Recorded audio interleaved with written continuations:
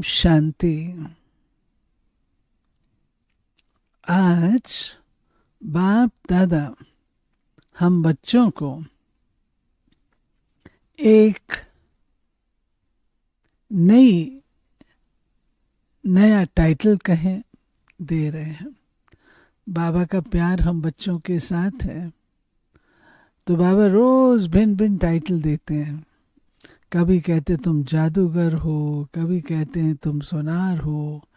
आज बाबा कहते हैं तुम बहुत बड़े कारीगर हो। क्या कारीगरी करते हो?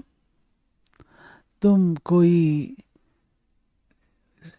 गारा मिट्टी नहीं उठाते हो, लेकिन इस सारे विश्व को ही पावन कर देते हो, नया बना देते हो। ये है तुम्हारी कारीगरी। फिर मुझे निमंत्रण कैसा देते हो?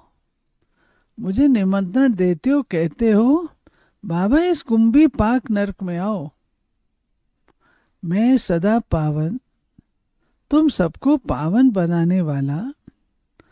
तो निमंत्रण कहाँ का दिया? कुंभी पाक नरक में। बाबा आप आओ, पतित दुनिया में आओ, ऐसी गंदी दुनिया में आओ, हमको निकालो यहां से। तो बाबा कहता है मैं भी रहम दिल हूं, बच्चों की तकलीफ को तो नहीं देख सकता हूं, तो आता हूं। सुनते हैं आज 7 अक्टूबर बाप दादा के साकार रूप के चले हुए मधुर महावाक्य। मीठे बच्चे, बाप आए हैं तुम बच्चों को कुंभी पाक नरक से निकालने के लिए। तुम बच्चों ने बाप को निमंत्रण भी इसलिए दिया है। प्रश्न है, तुम बच्चे बहुत बड़े ते बड़े कारीगर हो, कैसे? तुम्हारी कारीगरी क्या है? उत्तर है,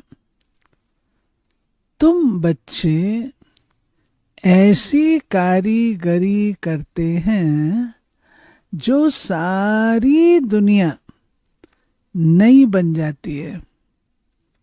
उसके लिए कोई ईंट या तगाड़ी आदि नहीं उठाते हैं, लेकिन याद की यात्रा से नई दुनिया बना देते हैं। हमें खुशी है कि हम नई दुनिया की कारीगरी कर रहे हैं। हम ही फिर ऐसे स्वर्ग के मालिक बनेंगे।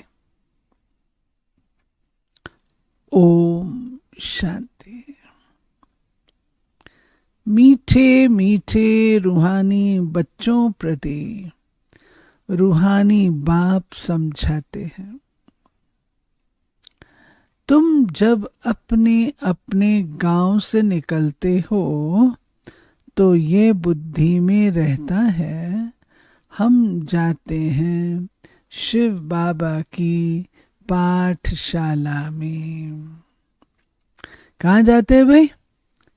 कहाँ जाते हैं? शिव बाबा की पाठशाला में।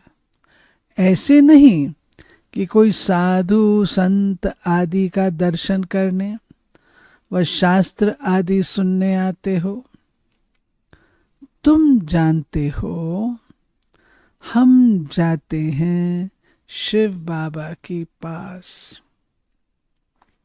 दुनिया के मनुष्य तो समझते हैं शिव ऊपर में रहते हैं। वो जब याद करते हैं तो आंखें खोल कर नहीं बैठते, वो आंख बंद कर ध्यान में बैठते हैं। शिवलिंग जो देखा हुआ होता है, भले शिव के मंदिर में जाएंगे तो भी शिव को याद करेंगे तो ऊपर में देखेंगे वह मंदिर याद आएगा।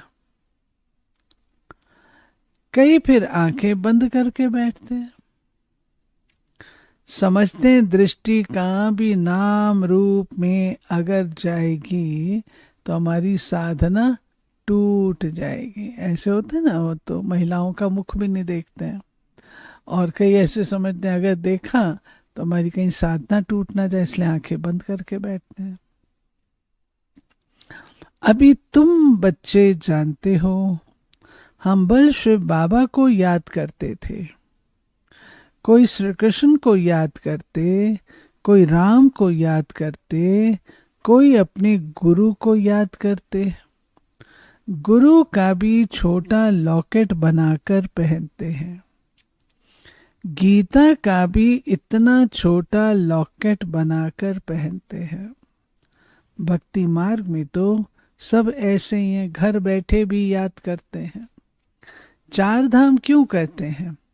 वेस्ट, ईस्ट, नॉर्थ, साउथ, चारों का चक्र लगाते हैं।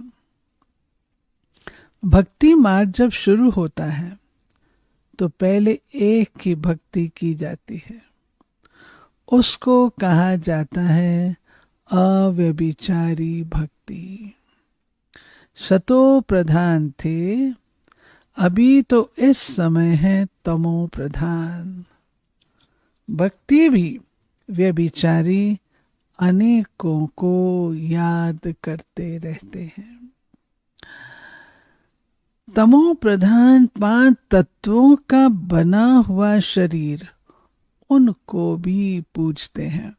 कई बार आपने देखा होगा ना कि मनुष्य आत्माओं की पूजा हो रही है, चाहे कोई कितना ही उत्कृष्ट हो, कितना ही वो हो, लेकिन पूजा का हक तो नहीं हो सकता। पूजा उसकी की जाए। हमारे देवी देवता है, उनके कंपैरिजन में मनुष्य क्या है? तो बाबा कहते हैं, परंतु इन बातों को कोई, हाँ, गोया तमो प्रधान भूतों की पूजा करते हैं, परंतु इन बातों को कोई समझते थोड़ी है। भले यहां बैठे हैं, परंतु बुद्धि योग कहाँ भटकता रहता है। यहाँ तो तुम बच्चों को आंखें बंद कर शिव बाबा को याद नहीं करना है। जानते हो बाबा बहुत बहुत दूर देश का रहने वाला है, वो आकर बच्चों को श्रीमत देते हैं। श्रीमत पर चलने से ही श्रेष्ठ देवता बनेंगे। देवताओं की सारी राजधानी स्थापन हो रही है। तुम यहाँ बैठे अपना देवी देवताओं का राज्य स्थापन करते हो। पहले तुमको पता थोड़े था वो कैसे स्थापन होता है। अभी जानते हो बाबा हमारा बाप भी है, टीचर बनकर पढ़ाते भी हैं, फिर साथ में भी ले जाएंगे, सदगुरु भी है, सदगति करेंगे। गुरु लोग किसकी सदगति नहीं करते हैं। यहाँ तुमको समझाया जाता है ये एक ही बाप टीचर सतगुरु है। बाप से वर्षा मिलता है,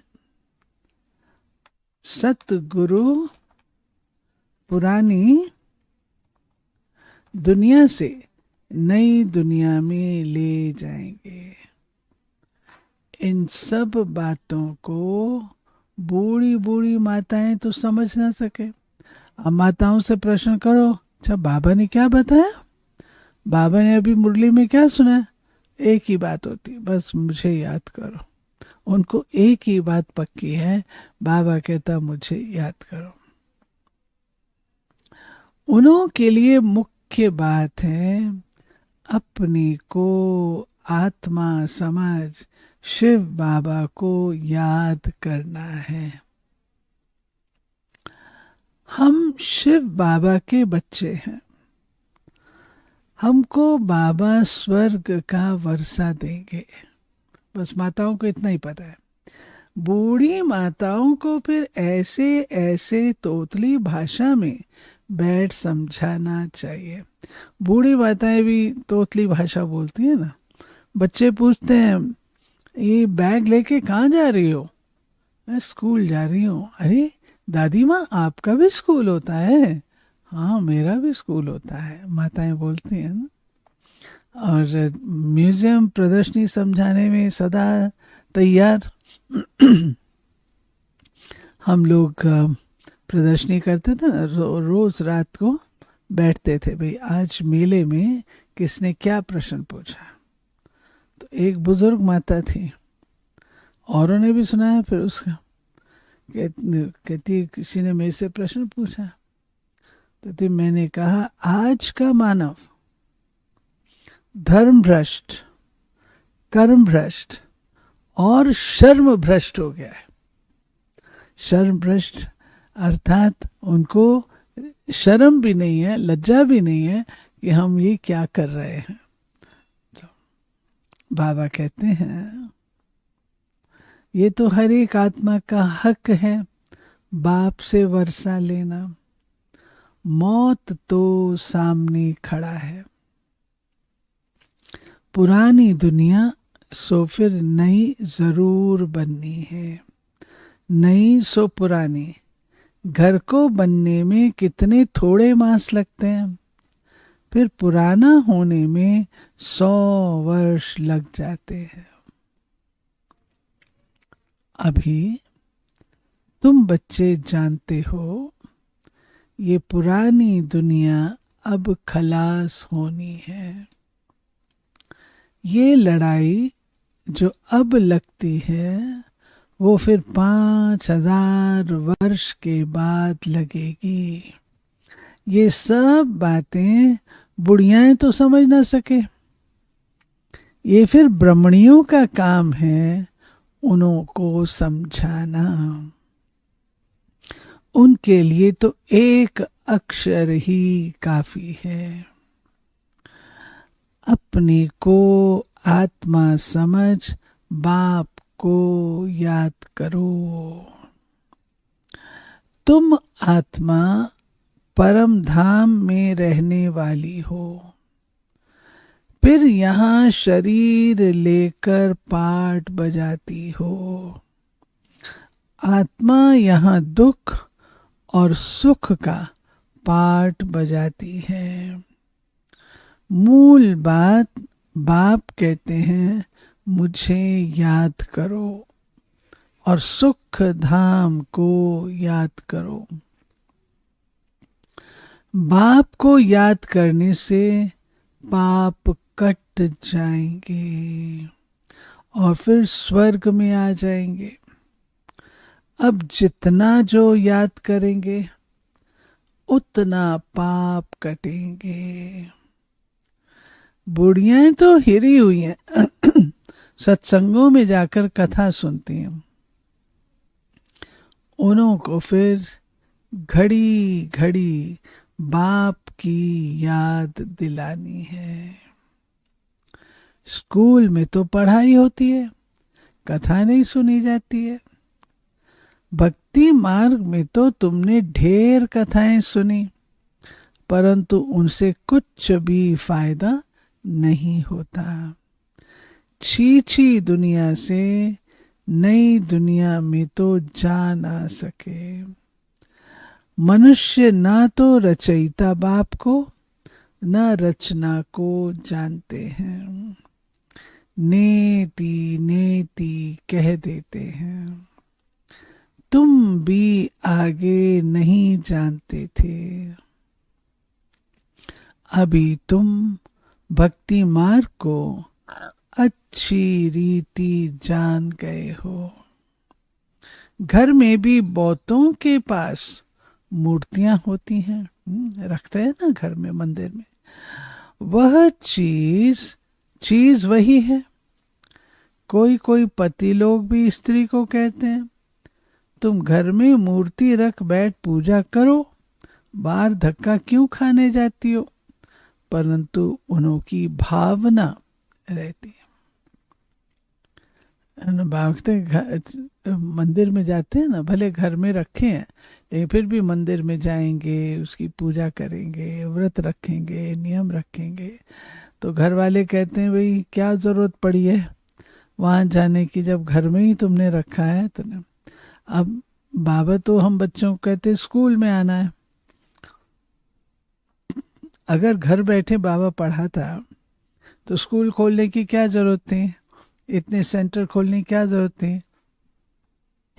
आजकल माया एक रूप में आई हुई है, वो तो आप समझ गए कौन सी माया है। ऑनलाइन, हम ऑनलाइन मुरली सुनते हैं, ठीक है, ऑनलाइन मुरली सुनो, अच्छी बात है, परंतु ये बताओ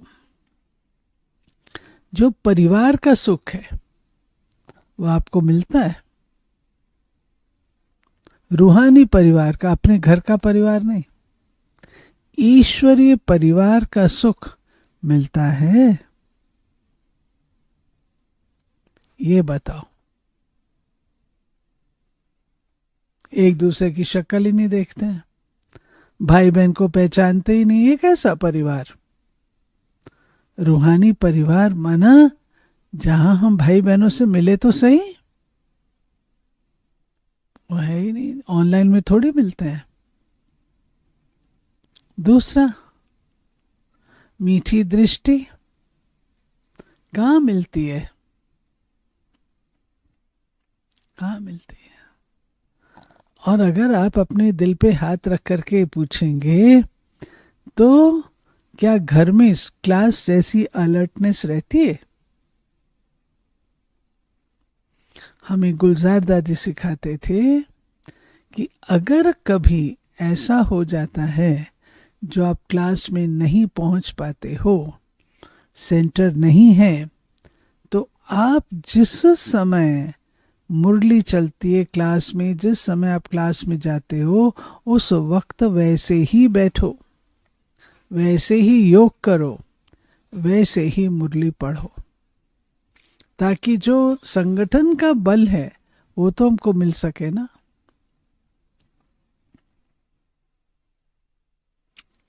तो क्या हम ऐसे रहते हैं? मेजॉरिटी तो अपनी वीडियो ऑफ करके रखते हैं। क्यों ऑफ करते हो भाई? मुखड़ा तो दिखाओ। वीडियो ऑफ करने से क्या फायदा?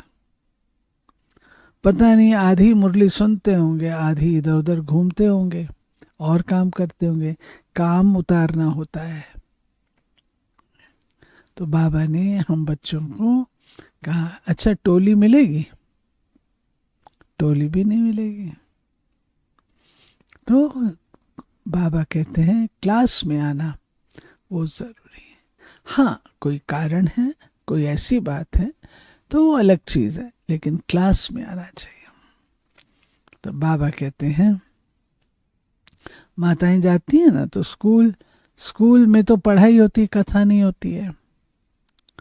भक्ति मार्ग में तो तुमने ढेर कथाएं सुनी हैं, परंतु उनसे कुछ भी फायदा नहीं होता।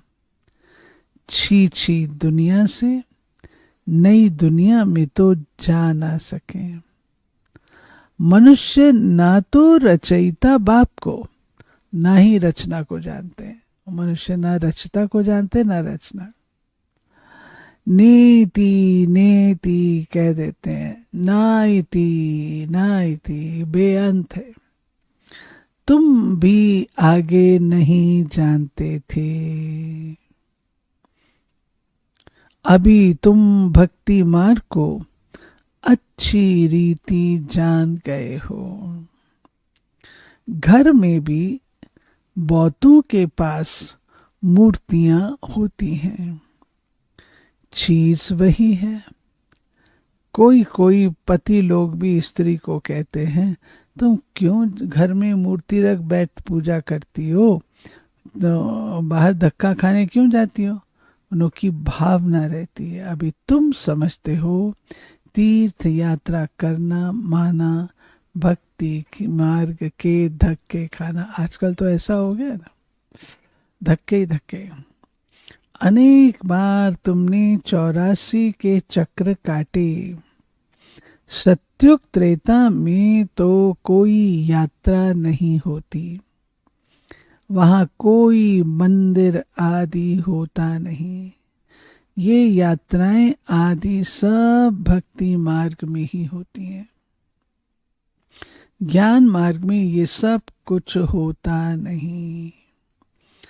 उनको कहा जाता है भक्ति। ज्ञान देने वाला तो एक के सिवाय दूसरा कोई है नहीं। ज्ञान से ही सदगति होती है। सदगति दाता एक ही बाप है। शिव बाबा को कोई श्री श्री नहीं कहते, उनको टाइटल की दरकार नहीं, ये तो बड़ाई करते हैं। उनको कहते ही हैं शिव बाबा। तुम बुलाते हो शिव बाबा, हम पतित बन गए हैं, हमको आकर पावन बनाओ। भक्ति मार्ग के दुब्बन में गले तक फंस पड़े। दुब्बन समझते ना, कीचड़। फंस कर फिर चिल्लाते हैं। विषय वासना के दुब्बन में एकदम फंस पड़ते हैं। सीढ़ी नीचे उतरते उतरते फंस पड़ते हैं। कोई को भी पता नहीं पड़ता। तब कहते हैं बाबा हमको निकालो। बाबा को भी ड्रामा अनुसार आना ही पड़ता है। हाँ, बाबा कहते हैं, कई लोग कहते हैं शुरू में क्यों नहीं आ गया बाबा, शुरू में तो सब आत्माएं नहीं आती हैं।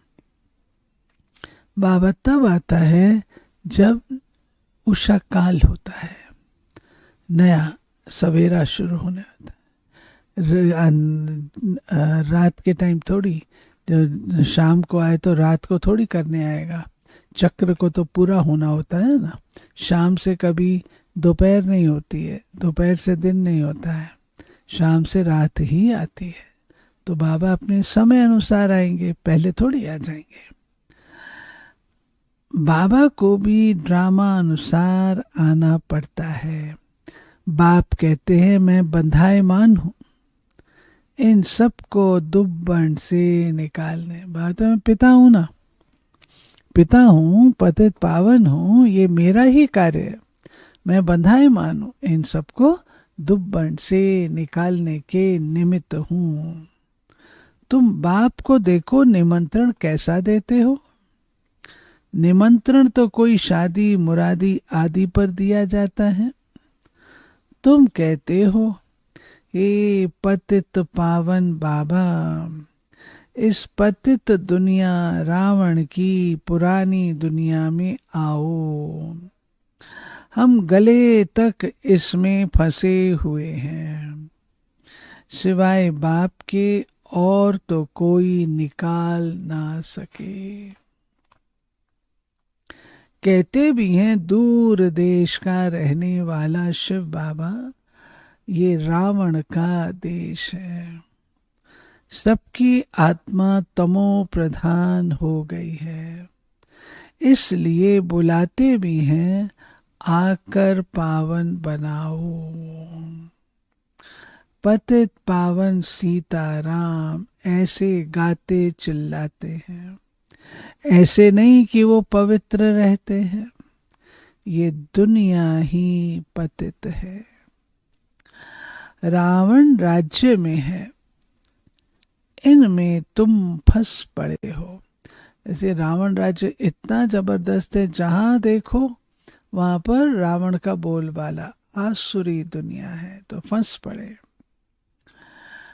ऐसे नहीं वो पवित्र। हाँ, फिर ये निमंत्रण दिया बाबा, आकर हमको कुंभी पाक नरक से निकालो। तो बाप आए हैं, कितना तुम्हारा ओबीडियंट सर्वेंट है।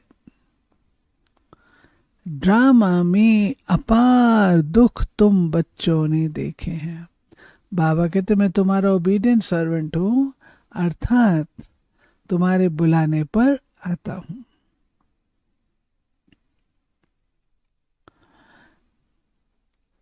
टाइम पास होता जाता है, एक सेकंड ना मिले दूसरे से। अब बाप तुमको लक्ष्मी नारायण जैसा बनाते हैं, फिर तुम आधा कल्प राज्य करेंगे, स्मृति में लाओ। अभी टाइम बहुत थोड़ा है, मौत शुरू हो जाएगा तो मनुष्य वायरे हो जाएंगे, कंफ्यूज होंगे, मूंझ जाएंगे। थोड़े समय में क्या हो जाएगा, कई तो ठक्का सुनकर भी हार्ट फेल हो जाएंगे, मरेंगे ऐसे जो बात मत पूछो। देखो ढेर बूढ़ी माताएं आई हैं, बेचारी कुछ भी समझ ना सके। जैसे तीर्थों पर जाते हैं ना, तो एक दो को देख तैयार हो पड़ते हैं, हम भी चलते हैं। अभी तुम जानते हो भक्ति मार्ग के तीर्थ यात्रा का अर्थ ही है नीचे उतरना, तमो प्रधान बनना। बड़े ते बड़ी यात्रा तुम्हारी ये है, जो तुम पतित दुनिया से पावन दुनिया में जाते हो। तो उन बच्चियों को कुछ तो शिव बाबा की याद दिलाते रहो। शिव बाबा का नाम याद है, थोड़ा बहुत सुनती हैं तो स्वर्ग में आ जाएंगे। ये फल जरूर मिलना है। बाकी पद तो है पढ़ाई से, उसमें बहुत फर्क पड़ जाता है। ऊंच ते ऊंच, फिर कम से कम रात दिन का फर्क पड़ जाता है। कहाँ प्राइम मिनिस्टर, कहाँ नौकर चाकर। राजधानी में नंबर वार होते हैं, स्वर्ग में भी राजधानी होगी, परंतु वहां पाप आत्माएं गंदे विकारी नहीं होंगे। स्वर्ग भी होगा, लेकिन स्वर्ग में पाप आत्माएं नहीं होंगी, गंदे लोग नहीं होंगे, विकारी लोग नहीं होंगे। वो तो है संपूर्ण निर्विकारी पावन दुनिया, सतो प्रधान दुनिया। वो है ही निर्विकारी दुनिया। तुम कहेंगे हम ये लक्ष्मी नारायण जरूर बनेंगे। तुमको हाथ उठाते देख बूढ़ियां आदि भी सब हाथ उठा देंगी, समझती कुछ नहीं है। फिर भी बाप के पास आई हैं तो स्वर्ग में तो जाएंगी, पर सब ऐसे थोड़ी बनेगी, प्रजा भी बनेगी। बाप कहते हैं मैं गरीब निवास हूं, तो बाबा गरीबों को देख खुश होते हैं। बल कितने भी बड़े ते बड़े साहूकार पदमपति हैं, उनसे भी ये ऊंच पद पाएंगे 21 जन्मों के लिए। ये भी अच्छा है। बूढ़ियां जब आती हैं तो बाप को खुशी होती है, फिर भी श्री कृष्णपुरी में तो जाएंगी ना। ये है रावणपुरी। जो अच्छी रीत पढ़ेंगे श्री कृष्ण को भी गोद में झुलाएंगे। प्रजा थोड़ी अंदर आ सकेगी, वो तो कभी करके दीदार करेगी। कभी कोई प्रोग्राम होगा जिसमें सारी प्रजा को आना होगा तो आके दर्शन करके जाएगी, बाकी महल के अंदर थोड़ी आ सकेंगे। जैसे पोप दीदार कराते हैं खिड़की से, लाखों आकर इकट्ठे होते हैं दर्शन करने। परंतु उनका हम क्या दीदार करेंगे।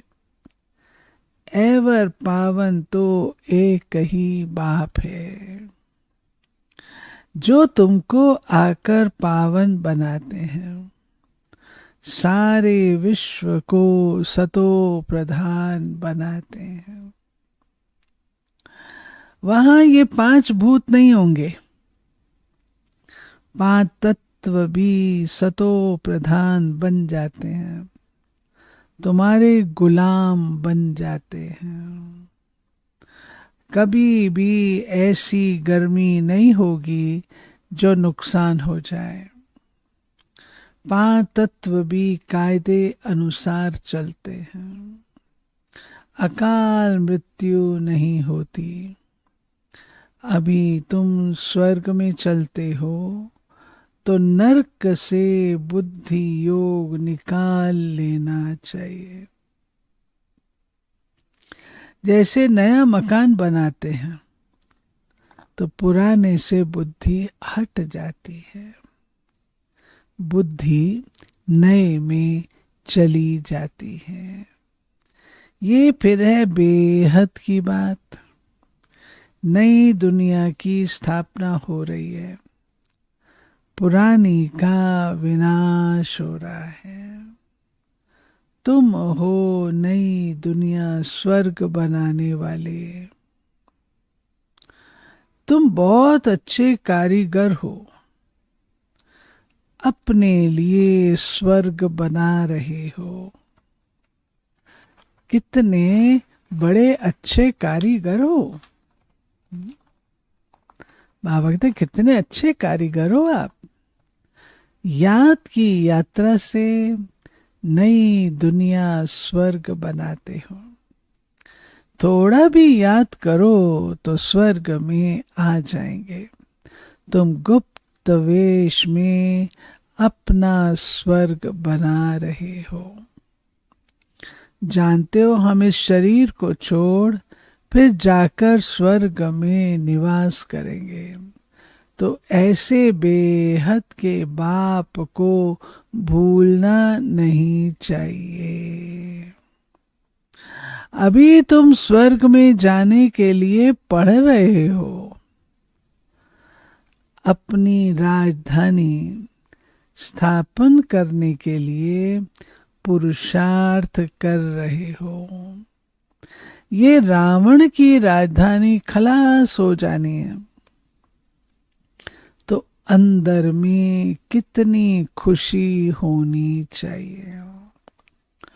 हमने ये स्वर तो अनेक बार बनाया है, राजाई ली फिर गंवाई है। ये भी याद करो तो बहुत अच्छा। हम स्वर्ग के मालिक थे, बाप ने हमको ऐसा बनाया था। बाप को याद करो तो तुम्हारे पाप भस्म होंगे। कितना सहज रीति तुम स्वर्ग की स्थापना कर रहे हो। पुरानी दुनिया के विनाश के लिए कितनी चीजें निकलती रहती हैं। कुदरती आपदाएं, मूसल आदि द्वारा सारी पुरानी दुनिया खत्म हो गई। अब बाप आए हैं तुमको श्रेष्ठ मत देने, श्रेष्ठ स्वर्ग की स्थापना करने। अनेक बार तुमने ये स्थापना की है तो बुद्धि में याद रखना चाहिए। अनेक बार राज्य लिया फिर गंवाया है। ये बुद्धि में चलता रहे और एक दो को भी यह बातें सुनाओ। दुनियावी बातों में समय नहीं गंवाना चाहिए। बाप को याद करो, स्वदर्शन चक्रधारी बनो। यहाँ बच्चों को अच्छी रीत सुनकर फिर बहुत उगारना है, सिमरण करना है बाबा ने क्या सुनाया। शिव बाबा और वर्षे को तो जरूर याद करना चाहिए। बाप हथेली पर बहिश्त ले आए हैं, पवित्र भी बनना है। पवित्र नहीं बनेंगे तो सजा खानी पड़ेगी। पद भी बहुत छोटा पा लेंगे। स्वर्ग में ऊंच पद पाना है तो अच्छी रीति धारणा करो। बाप रास्ता तो बहुत सहज बताते हैं। अच्छा, मीठे मीठे सिक्के लधे बच्चों प्रति माता पिता बाप दादा का याद, प्यार और गुड मॉर्निंग। रूहानी बाप की रूहानी बच्चों को नमस्ते। हम रूहानी बच्चों की रूहानी बाप को नमस्ते। धारणा के लिए, बाप जो सुनाते हैं उसे अच्छी तरह सुनकर फिर उगारना है। दुनियावी बातों में अपना समय नहीं गंवाना है। दूसरा, बाप की याद में आंखें बंद करके नहीं बैठना है। श्री कृष्ण की राजधानी में आने के लिए पढ़ाई अच्छी रीति पढ़नी है। वरदान, मन बुद्धि को झमेलों से किनारे कर मिलन मेला मनाने वाले झमेला मुक्त भाव। कई बच्चे सोचते हैं ये झमेला पूरा होगा, हमारी अवस्था सेवा अच्छी हो जाएगी। लेकिन झमेले पहाड़ के समान हैं। पहाड़ नहीं हटेगा, लेकिन जहाँ झमेला हो वहाँ अपने मन बुद्धि को किनारे कर लो, या उड़ती कला से झमेले के पहाड़ के भी ऊपर चले जाओ, तो पहाड़ भी आपको सहज अनुभव होगा। झमेलों की दुनिया में झमेले तो आएंगे, आप मुक्त रहो तो मिलन मेला मना सकेंगे। स्लोगन, इस बेहद नाटक में हीरो पार्ट बजाने वाले ही हीरो पार्टधारी हैं। बेहद नाटक में हीरो पार्ट बजाने वाले ही हीरो पार्टधारी हैं।